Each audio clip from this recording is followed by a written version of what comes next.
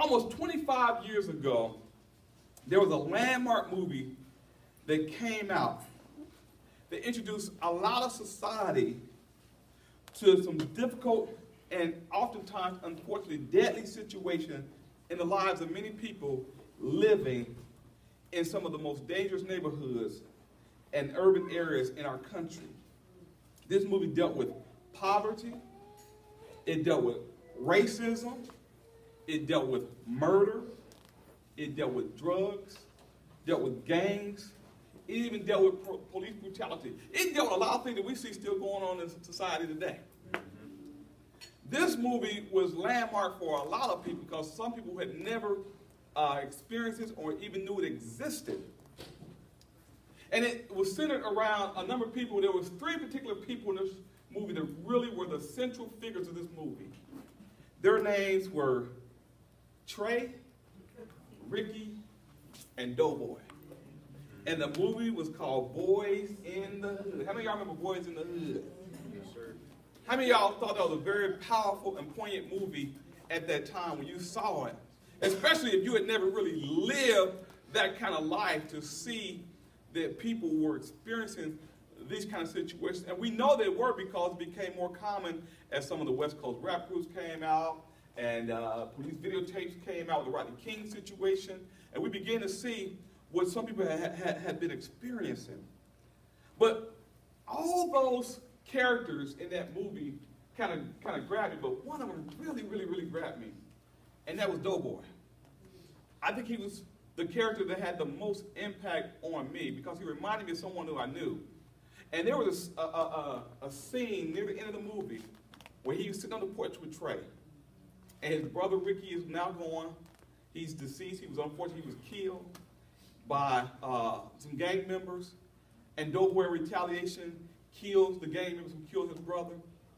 And then he tells Trey, he says, either they don't know, they don't show, or they don't care about what's going on in the hood. And that grabbed me because as I watched that scene, I realized that there are people who had no idea what he was experiencing, no idea the depth of the pain that he felt.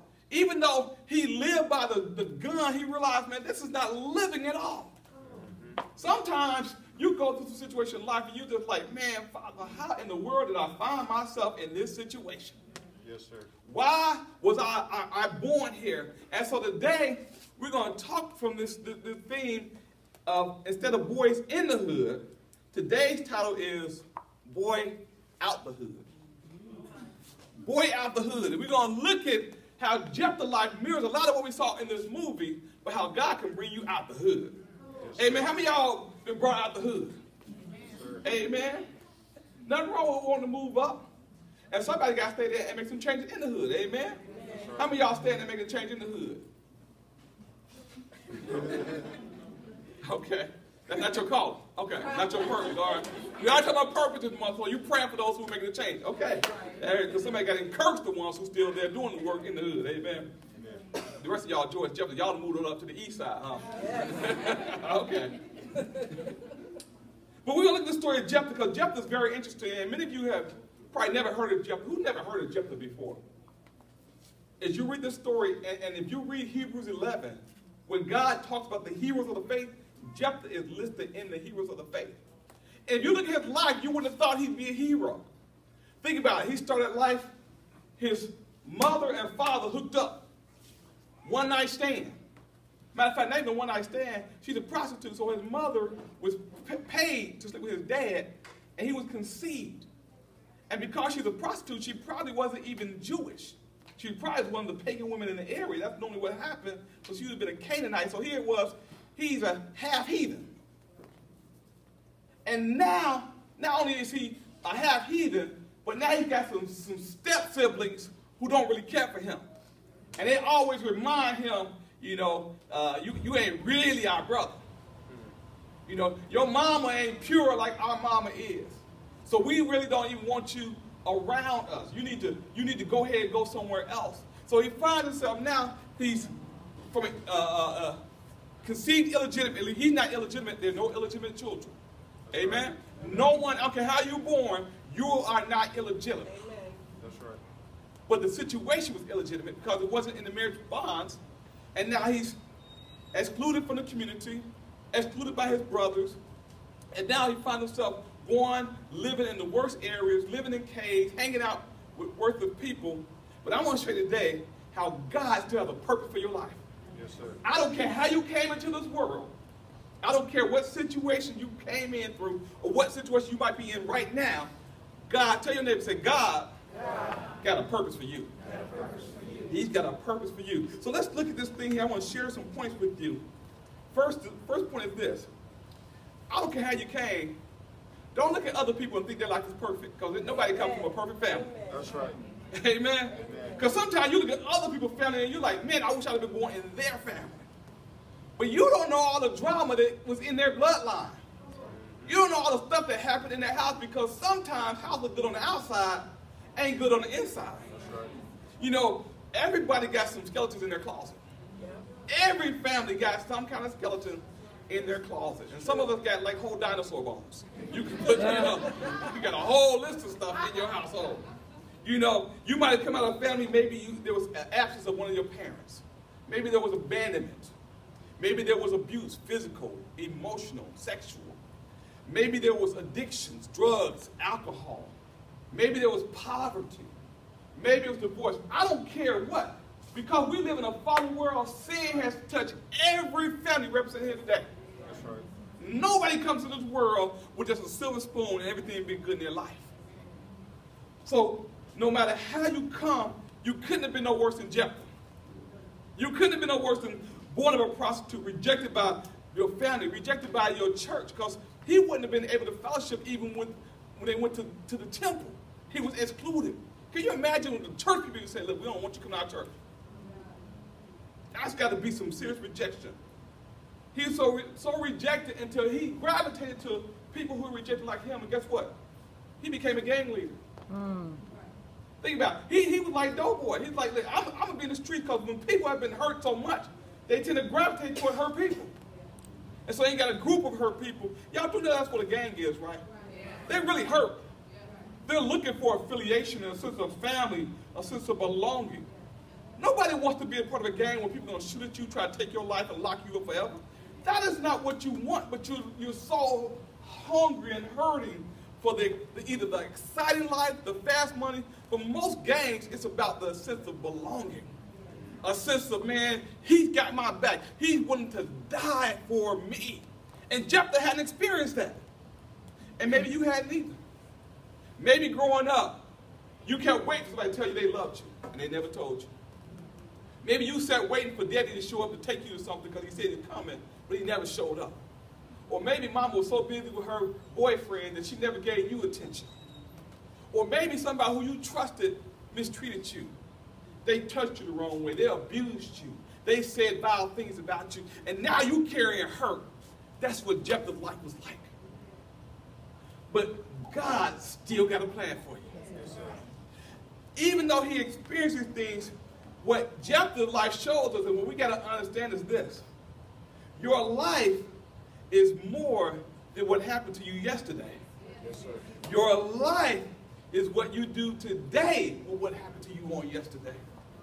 See, we can fall into this trap, and many people have experienced this. They've been through some hurts, and they begin to define themselves by their hurt. And if you ask them about themselves, they will bring to you about the hurts. And we're not invalidating that you haven't been hurt. You've been hurt. But if you live in your hurts, you'll never get beyond where you've been. God is trying to take you someplace, and God is saying, listen, I know you've been hurt, but the purpose and the plans I have for you, God says in Jeremiah 29:11, I know the plans I have for you. Yes. Plans to prosper you and to give you a hope and a future, not to harm you. God ain't trying to break you. God is trying to make you. He's saying, listen, don't allow what happened to you yesterday to cut off your tomorrows.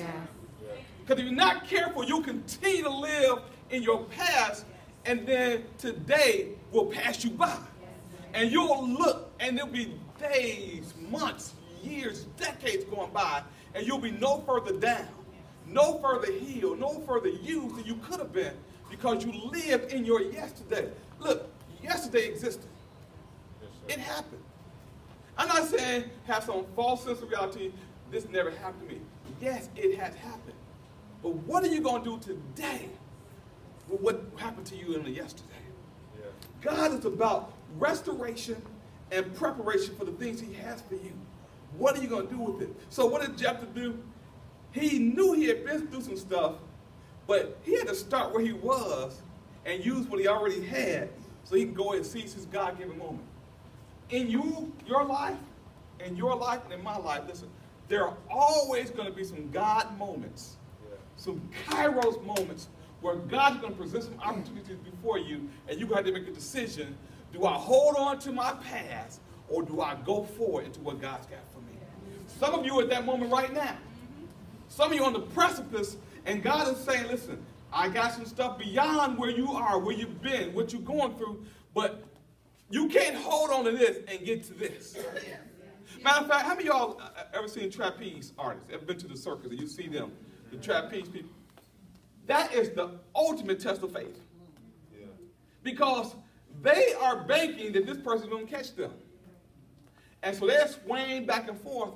But have you ever seen a trapeze person get caught who didn't let go of the first ring? No. They got to let go. You got to let go of this to get to this. We keep swinging. Some of us are swinging and swinging. And the other person said, let go. God said, come on, I got you. And it's like that game. Remember that game of faith where you have to fall in people's arms as a kid? Just because somebody dropped you once. Now you won't trust nobody ever again. Matter of fact, some of you in life, you got hurt once, and I ain't never let nobody get close to me again. It's hard. I'll never give someone my heart. Maybe the guy you dated treated you wrong, so now all men are dogs. Or maybe because you messed with the wrong girl, and now you don't trust anybody. Now you're just going to get out of people what you can get out of them because you can't trust nobody. And guess what? You're still miserable. Because you keep you're projecting onto somebody else what somebody did to you. And God can bring somebody your way who will bring joy to your life and healing to your life. But you can't let them in. Matter of fact, some people have that. It's just a matter of time for you really show me what you like. And you'll miss out on something good because they'll get tired of trying to prove to you they ain't like the person that hurt you. That's right. And they'll leave, and guess what? You'll have a self-fulfilling prophecy. You'll end up with somebody who's just like the person you're trying to avoid. Because everybody that was good in your life, you kept pushing them away. And pushing them, or maybe you married them, and now they can't really enjoy you because you keep reminding them of what somebody else did to you. And they got to pay the price for what somebody else did to you. I'm preaching good. I know, amen. You can't, amen. I know that you can't, amen, because they sit next to you. So just blink your eyes at me. Just blink your eyes at me. Just blink. All right. But how many of you know that God's a God of second chance? God can give you somebody or give you something that, matter of fact, he can take away the pain, and even though you have the memory, you won't have the memory of the pain itself. Yeah. You can go forward. That's why women can keep living after childbirth. Ha! Amen. Amen. Because I don't know, but that looks painful. And I understand from some people telling me it's painful. But how many of y'all have more than one child? See, God took away the memory of the pain. But you probably still remind him, I can't, for the 9 months, I carried you. Your extra large head. You get up that big head, baby. You know you love them.